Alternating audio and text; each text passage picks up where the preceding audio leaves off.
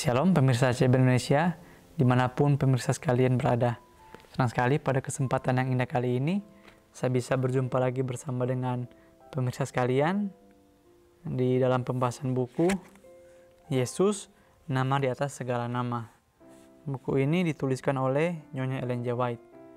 Dan juga melalui buku ini dikatakan bahwa Yesus itu adalah Alfa dan Omega, pencipta langit dan bumi, pemberi setiap pemberian yang baik dan sempurna, dan pemikul beban besar kita.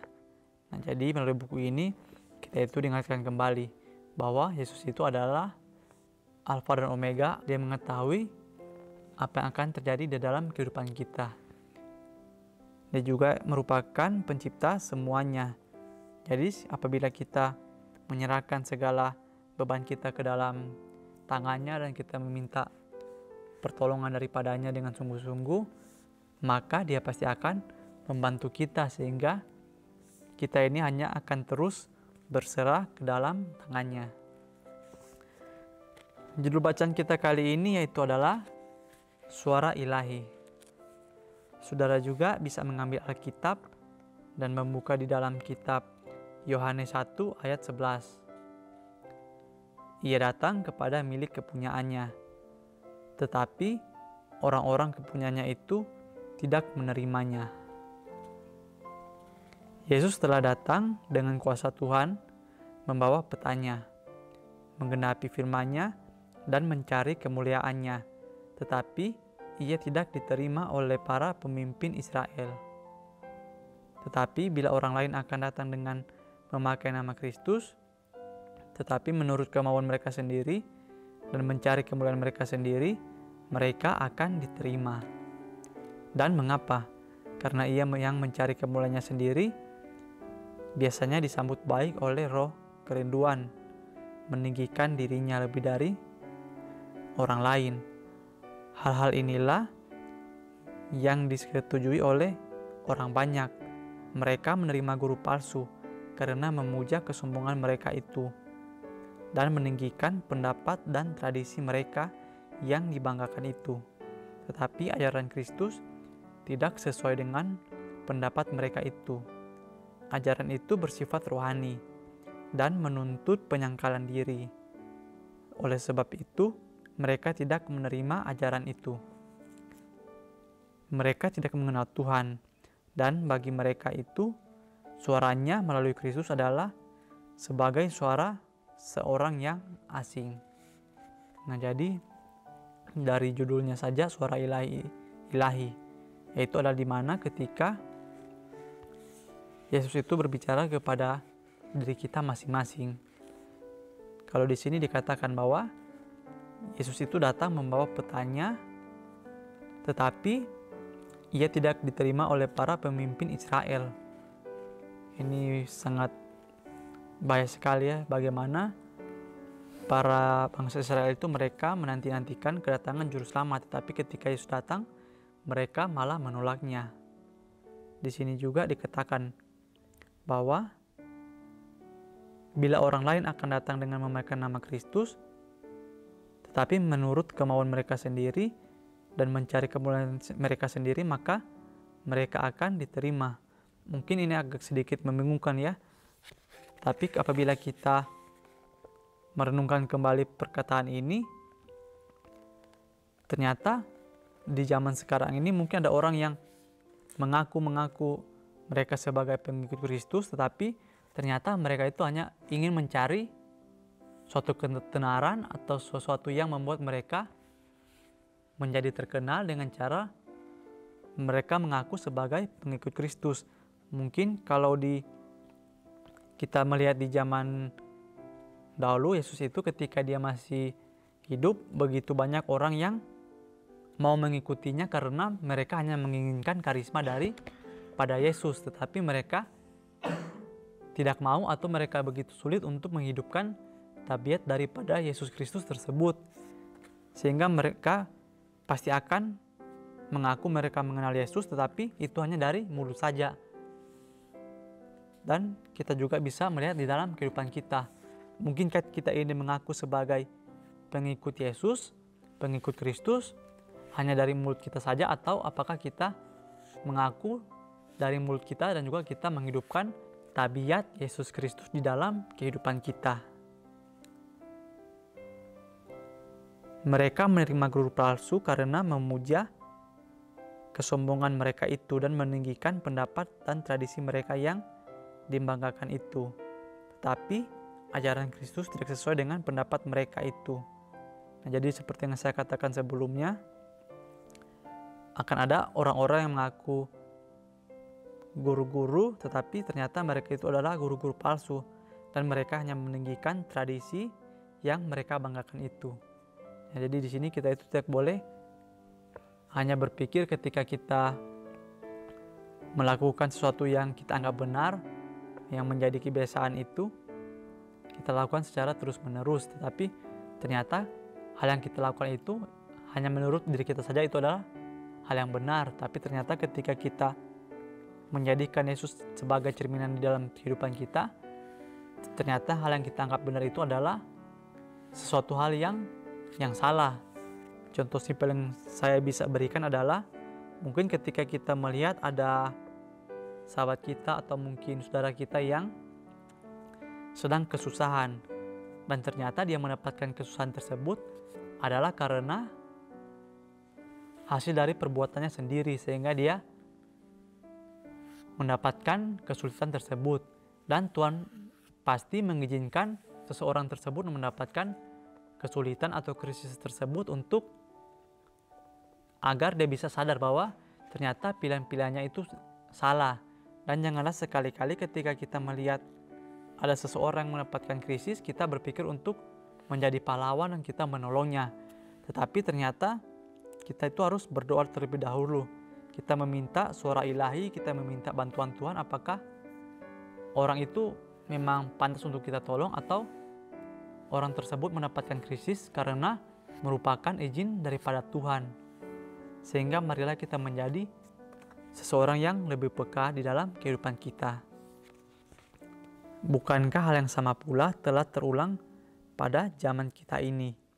Bukankah banyak orang sampai kepada para pemimpin agama sedang merasakan hati mereka itu dalam menentang Roh Suci, sehingga mereka tidak lagi mengenal suara Tuhan? Bukankah mereka itu sedang menolak firman Tuhan agar mereka dapat memelihara tradisi mereka itu sendiri? Nah, jadi di sini dikatakan bahwa apa yang terjadi di zaman dahulu, yang terjadi pada para ahli-ahli Taurat dan juga orang-orang Farisi, itu sudah pasti akan terulang di zaman kita sekarang ini. Kalau di sini dikatakan bahwa sampai kepada para pemimpin agama sedang merasakan hati mereka itu dalam menentang Roh Suci.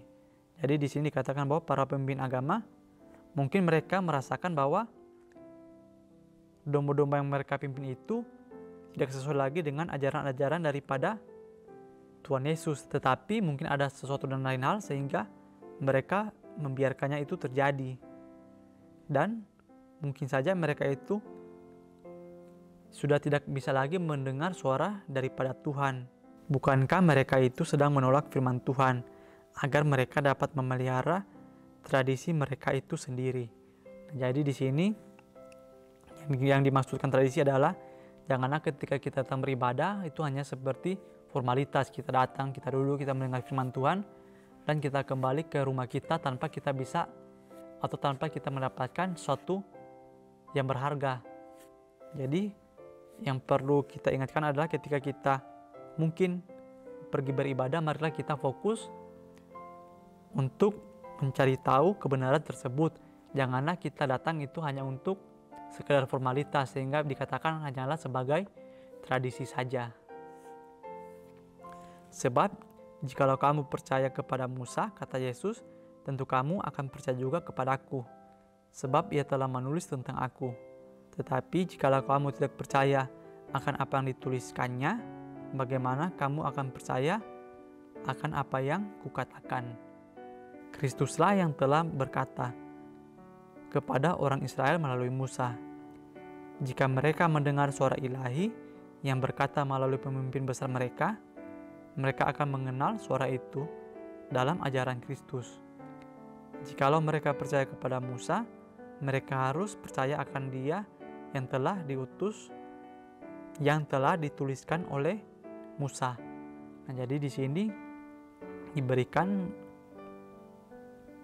contoh mengenai Musa dan bangsa Israel, bangsa yang dipimpinnya. Sehingga kita juga itu harus seperti mereka. Bagaimana ketika di suatu organisasi atau suatu kelompok ada seseorang yang Tuhan tunjuk sebagai pemimpin, maka kita itu harus mendengar apa yang dikatakan sang pemimpin tersebut. Sehingga di dalam kelompok tersebut pasti akan berjalan dengan semestinya sebagaimana dengan yang telah Tuhan arahkan melalui pemimpin kelompok tersebut. Yesus mengetahui bahwa imam-imam dan rabi-rabi berniat untuk membunuh Dia.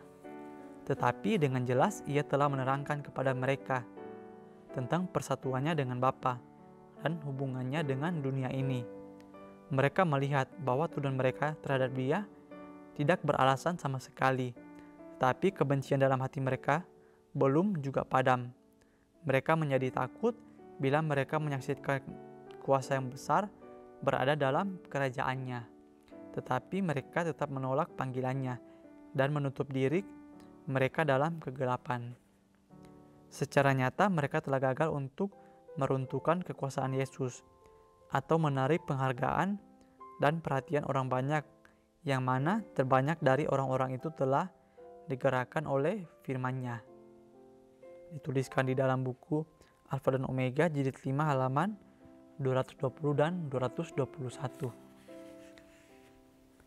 Nah, jadi di akhir pembahasan kita kali ini, di sini sudah jelas dikatakan bahwa orang-orang yang akan menghukum Yesus itu, imam-imam dan juga para rabi-rabi, mereka sebenarnya tahu bahwa tuduhan yang mereka berikan kepada Yesus itu adalah salah, tetapi karena kebencian di dalam hati mereka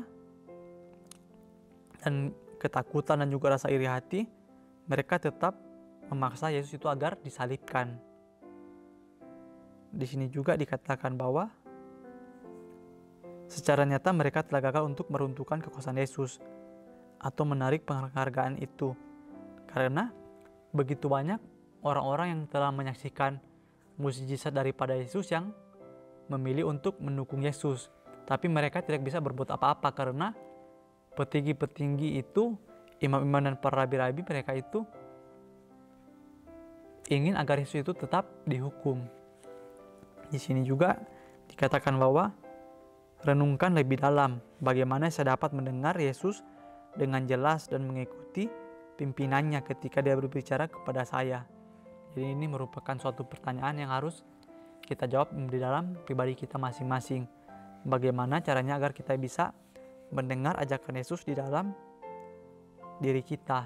Tentu saja caranya adalah dengan kita menjadi pribadi yang peka. Apabila kita ingin melakukan sesuatu yang melanggar perintah Tuhan dan kita mendengar ada bisikan yang berkata janganlah kita berbuat hal tersebut, apabila kita memperbiasakan diri kita untuk menuruti perkataan dari Roh Kudus, pastilah kita itu akan menjadi pribadi yang peka. Dan juga begitu sebaliknya, apabila kita tidak mau untuk mendengar bisikan tersebut, pastilah kedepannya akan lebih mudah lagi kita untuk melanggarnya. Mungkin ini saja bacaan yang bisa saya sampaikan pada kesempatan kali ini. Kiranya melalui pembahasan kita kali ini yang berjudul Suara Ilahi, kita itu bisa menjadi orang-orang lebih peka lagi mendengar bisikan-bisikan daripada Tuhan tersebut. Sampai bertemu lagi di pembahasan-pembahasan berikutnya. Saya bawa dan mematuhi Yesus. Terima kasih. Amin. Tuhan Yesus memberkati.